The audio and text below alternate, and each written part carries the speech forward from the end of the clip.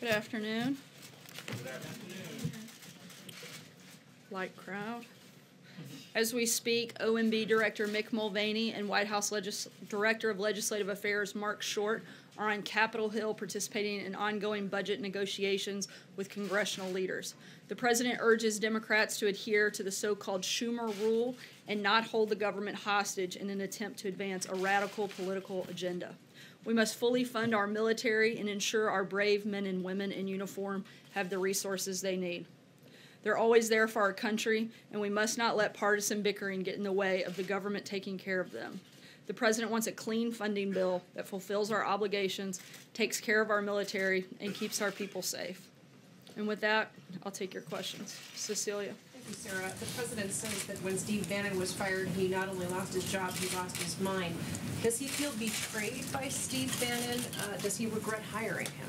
I think the president's statement is extremely clear what his position on Mr. Bannon is. It was pretty lengthy and pretty detailed, and there's not really much to clarify or to add. But is there regret there? I mean, he says a lot in this book, and they did have a long and close working relationship. So is there a sense of betrayal? Once again, I think the president's statement fully addresses what his position and what his relationship with Mr. Bannon is. April? Sarah, when was the last time the president talked to Steve Bannon?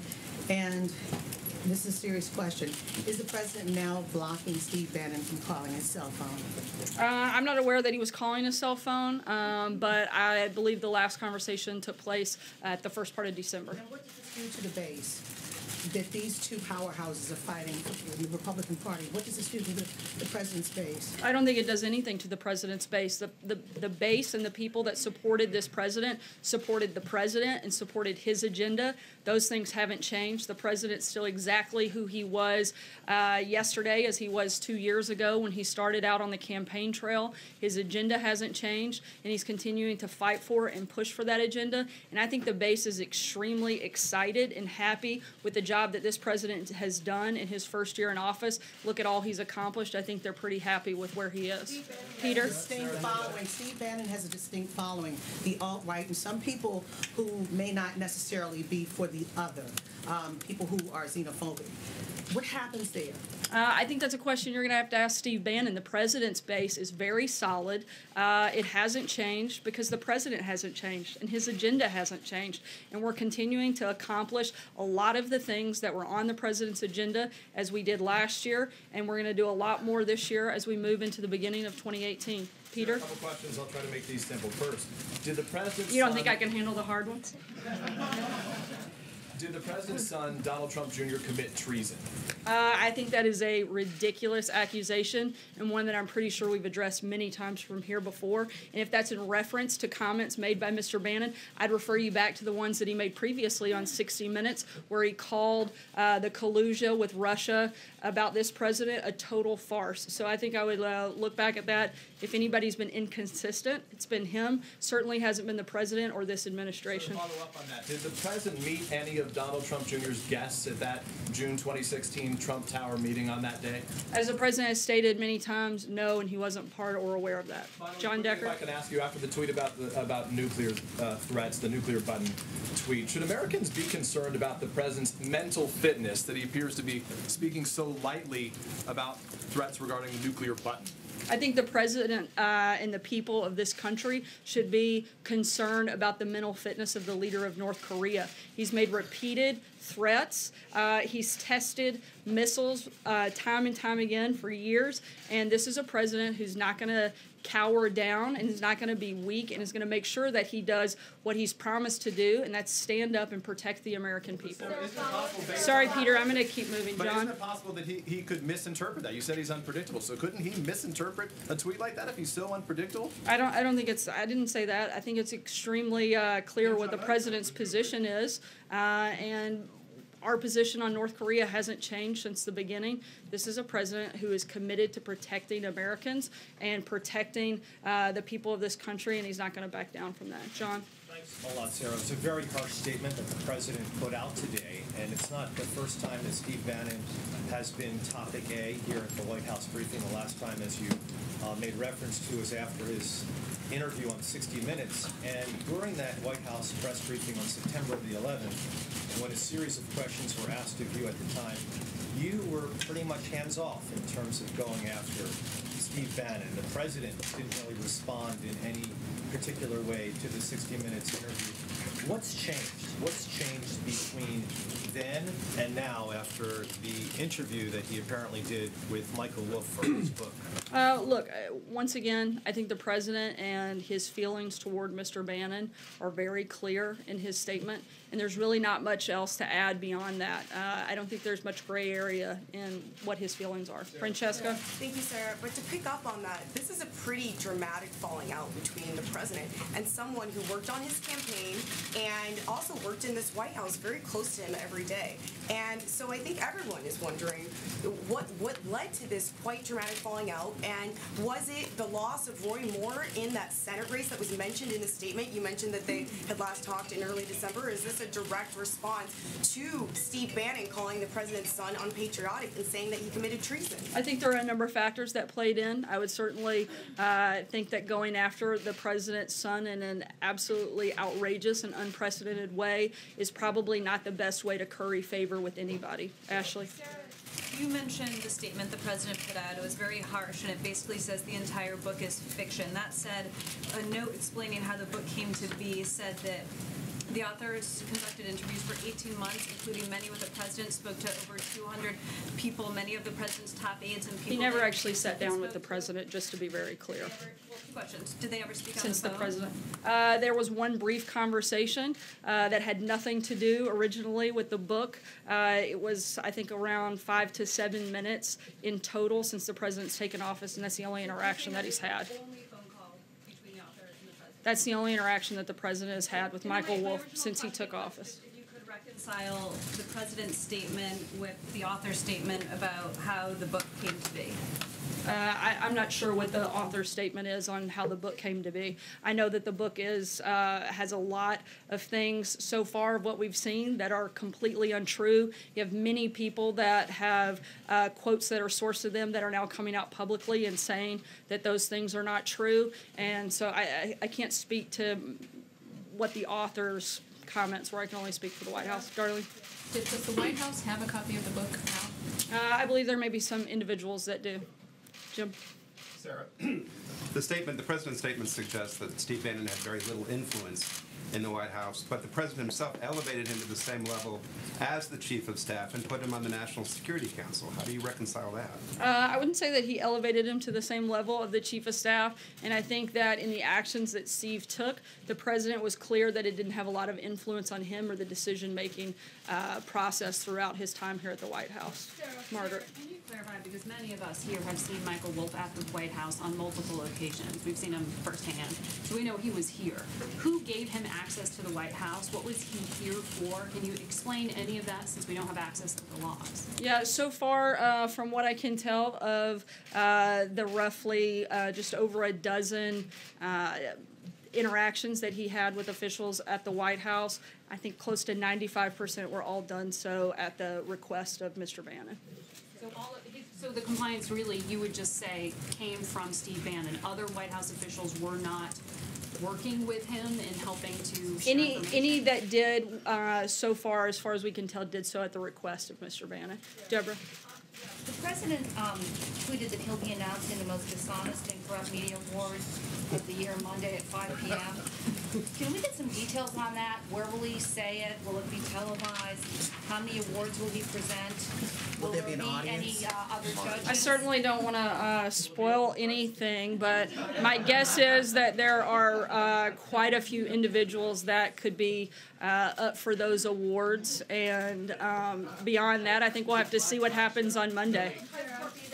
Will the press corps be in the room for that? We'll certainly keep you posted. It might be hard for him to present trophies if you guys aren't there, but I don't know. We'll have to wait and see what happens on Monday. Justin? I had two policy ones. The first one is there was some controversy over the weekend about a letter from the Department of Transportation suggesting that the administration doesn't support the split federal-state framework for the Gateway Rail Tunnel connecting New York and New Jersey. since it's Infrastructure Week, I'm wondering if the president, Is it infrastructure? When isn't it? in principle, supports at least a 50-50 split on that, and if not, what's changed from when he met with the bipartisan New York delegation earlier last year? We don't have any new policy announcements on that front at this point, but as we get further into the year and further into the conversations on infrastructure, we'll be rolling out more details on what we want to do, what we hope to accomplish, and what the plan is to do that. And then you got some questions yesterday about the sort of shorter list of demands on immigration. I'm wondering if that's something that Mick Mulvaney and Shore brought up to Capitol Hill today as part of those discussions. It's possible that it comes up. We're certainly open to having conversations on that. The conversation today, the primary focus is on the budget. Once again, we'd like a clean budget bill, and so that's not what our focus is going into today's meeting, but our priorities on what we would hope to have in any immigration bill and any DACA deal haven't changed. They would include securing the border with a wall, ensuring interior enforcement, eliminating the visa lottery program, and ending chain migration. All those things are still the same. Stephen? You nailed down some of the data points with respect to Steve Bannon. You said that the last time the president spoke with him was in the early part of December. Was that before or after the special election in Alabama? I'd have to look at back at the exact date and circle back. Take us through the drafting of the statement the president issued today. It's rather lengthy. Did he write it in his own hand? Did he dictate it? Look, these are the president's words. I think they're very clear, and there's not much to add beyond that. And Kevin? one more thing. It's been reported that he was furious when these reports first came out about what Bannon was quoted as saying. Is that an accurate depiction? I think furious, disgusted would probably certainly fit when you make such outrageous claims and completely false claims against the president, his administration, and his family. Kevin? Sarah, thanks. I wanted to ask you personally, and I know you speak on behalf of the president, on behalf of the American people, how surprised were you at what you read, these excerpts attributed to Mr. Bannon? Did that surprise you in any way, and if so, how? Certainly surprising. I, for one, was somebody who very much believed that the president could and would win. Otherwise, I wouldn't have dedicated so much time to that. But not only that, I worked in the White House since the very first day, and a lot of the characterization that I saw that he was pushing out was the opposite of what I saw take place every day that I've been here. Can I follow very quickly on North Korea? There's been some folks in town who've said, listen, it doesn't help. Despite the idea being we're going to be forceful, we're going to push back, some have said it doesn't help when the tweets come out the way they do. And yet we know that the president's made it clear, I am who I am, I'm going to tweet the way I want to tweet. Has there been any consideration that tweets like the one on North Korea actually don't advance the agenda, meaning working with other partners in the region? I think what didn't help was the complacency and the silence of the previous administration. This is a president who leads through strength, and he's going to do that, and he's going to focus on everything that he can do in order to keep Americans safe, and he's not going to be pushed around by the leader of North Korea. Our policy with North Korea has not changed. We're fully committed to continuing to apply maximum pressure and working with all of our partners in the region, including South Korea, who we have a better relationship now than ever before. We're going to keep working with them and keep pushing forward, and hopefully North Korea will start making better decisions. Kristen? Sarah, thank you. You just said that people should question the mental fitness of Kim Jong-un. So then isn't it dangerous for the president to be taunting him on Twitter?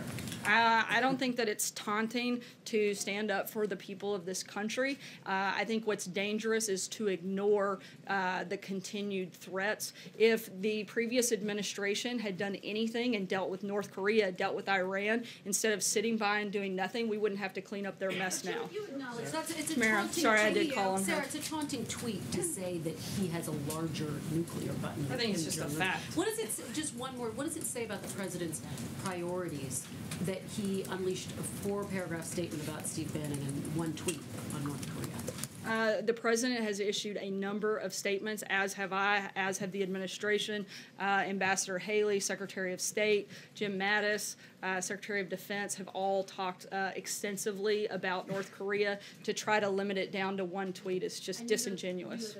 The president knows there is no actual one nuclear, but you're saying it is actually bigger. But the reality is The it's a president's complex very process. well aware of how the process works and what the capacity of the United States is, and I can tell you that it's greater than that of North Korea. Mara. Two foreign policy questions. One, yesterday you said there'd be more details on Pakistan in the next 24 to 48 hours. We're seeing some reports that the administration plans to announce as soon as Wednesday or Thursday that it plans to cut off security assistance to Pakistan. Is that accurate? We'll continue to keep you posted as those decisions are finalized. Okay, and then regarding Jerusalem and Israel, the president tweeted last night that we have taken Jerusalem, the toughest part of the negotiation, off the table, but Israel for that would have to pay more. First, taking it off the table, when the president announced that Jerusalem was the capital of Israel, the administration policy was stated as that the borders were not being decided. This doesn't affect negotiations. This tweet seems to contradict that. I don't think so. It doesn't affect the negotiations. We still want to continue to have conversations and continue the peace process. We're still very much committed to that and hope we can continue to push forward in that point. And what is this pay more thing? I'm sorry? He said that Israel would have had to pay more. I'd have to check on the details of that. I'm not sure, Tamara. Jordan? Thanks, Sarah. In light of this book and the back and forth over how much access Michael Wolff had to the White House, will the White House reconsider its decision to block public release of visitor logs? Will you release the visitor logs to the public? I don't anticipate any changes to that policy at this point, but if it happens, I'll certainly make sure you guys are aware. John? Yeah, thank you, Sarah. Two questions. First, during the campaign, the president said repeatedly entitlements were off the table and he would preserve Social Security, Medicare, Medicaid, Medicare Part D as they were. Now, with the passage of the tax reform legislation and the recent statements of House Speaker Paul Ryan that entitlements should be considered in the budget, has the president changed his position from the campaign? The president hasn't changed his position at this point. Again, as conversations go on, if that does change, we'll let you know. Trey? My other question. Sorry. Second question. Is it safe to say Steve Bannon is off the list of social invitations for the White House? Probably so, Trey.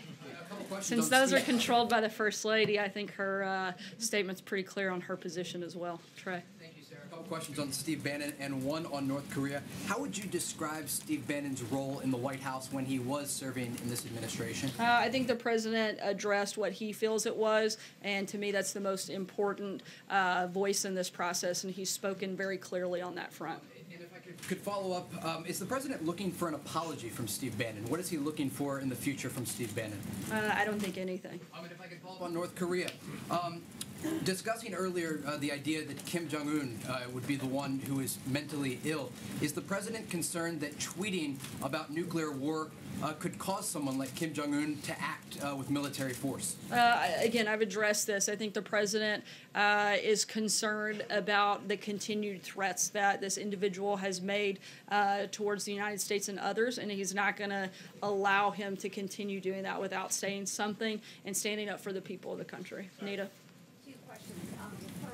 Three former DHS secretaries have said that the deadline for DACA really is this month, that there's not enough time to put a new program in place by March if it's not done this month. Do you all agree with that? I mean, does that make you, feel like you have to get this done sooner? I know there's been some talk here about not worrying about it until March. We'd like to get something done, but again, we want to make sure that we have complete and responsible immigration reform. We're not just dealing with one piece of it, and we've laid out what our priorities are and what it would take for us to make a deal on that. And we look forward to having those conversations and getting that done. Does it have to be done this month, though? I'm sorry? Does it have to be done this month, as they're saying? I don't know that it necessarily has to be done this month. Look, we'd like to make a deal on securing funding for the border wall, as well as ending chain migration, ending the visa lottery program, interior enforcement. So we'd like to do that right away. So if the Democrats are willing to sit down and make that deal, I think we'd be happy to get that done by the end of the month. Andrew? I said I had a second question. Sorry, okay, we'll do a quick one here. A very quick one, which is I just don't understand the timing of something. Steve Bannon left in the summer, late summer. If the president says he lost his mind when he left, why did he continue to talk to him for so many months? Look, the president continued to have conversations with him, often asked for by Mr. Bannon. The president spoke with him, but that doesn't mean that he can't hold that position. Andrew. Thank you, Sarah. What do you base your... Yeah, I think she's calling. Your comments about Kim Jong-un's mental stability, is that based on a U.S. government assessment, a psychological assessment, or is that your opinion? I'm not going to get into any further details on that front. Take one last question. Sorry, go ahead, Andrew. In the past day or so... Sorry, I'll come back. Andrew, go ahead. The president enjoyed a slight bump in popularity when he was down in Florida golfing. I'm sure you saw this. Is it possible that Americans like him more when he's out of the news and not tweeting? I think Americans like the fact that he got the largest tax cut in history done. I think they like the fact that they're going to see a lot more of their paycheck. I think they like the fact that American companies are investing back in this country and not other ones. I think they like the fact that American companies are now giving out massive bonuses across the board. We're seeing every single day more and more companies announce decisions like that. I think that's what most Americans certainly were very happy about, particularly as they went into the holiday season and they had a little bit more money to consider spending as they celebrated Christmas with their family. Take one last question. Hunter, go ahead. In the past day or so, we've seen President Trump attack the press, the Justice Department, and now his former ally, Steve Bannon. By attacking critics and key institutions in our democracy, isn't the president engaging in authoritarian behavior? Not at all. The president's simply responding often to news of the day. I think if the president can't respond aggressively to an individual like the leader of North Korea that continues to threaten Americans, then that's a dangerous place that we don't want to go down. You and the president call for critics to be fired from their jobs. That's not the president of North Korea. I'm sorry, I couldn't hear the first part of your question. We've seen both you and the president call for critics to be fired from their jobs. I don't think it's necessarily critics. We're certainly happy for people that have different opinions, but there's a difference between different opinions and different facts, and people are entitled to an opinion, but they're not entitled to their own facts, and we have a big problem with people putting out misleading information. Those are very different things. Thanks so much, guys. Does the president think Steve Bannon is crazy?